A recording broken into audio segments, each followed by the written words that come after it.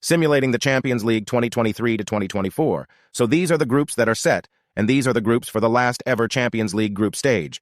Let's just get into it. So in Group A, Bayern Munich topped the group and Manchester United finished second behind them. In Group B, it was PSV who topped the group, and Arsenal almost did another bottle job, but survived and Sevilla shockingly got last. In Group C, it was Napoli who topped the group, and Real Madrid surprisingly barely got out of the group.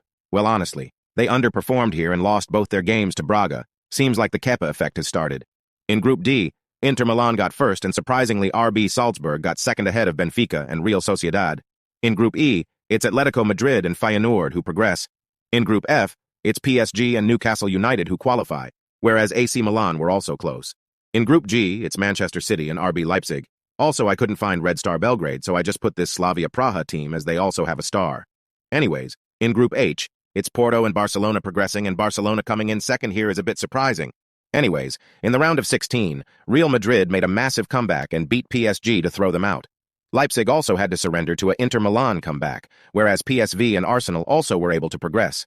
And in the other set of matches, Atletico Madrid beat Manchester United.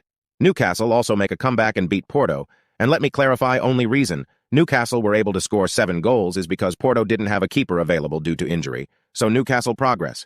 Barcelona surprisingly shock Manchester City and Bayern Munich destroy Feyenoord. So these are the quarterfinal matchups.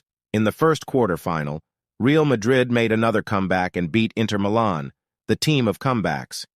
In the second match, Arsenal destroyed PSV and marched their way to the semi-finals.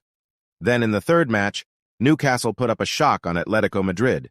And in the fourth match, it's Bayern Munich versus Barcelona. Can Barcelona finally take revenge? Well, no. Bayern Munich once again destroy them. It was pretty much over before it even started. Anyways, the semi-finalists are Real Madrid, Arsenal, Newcastle, and Bayern Munich. Let's get into it.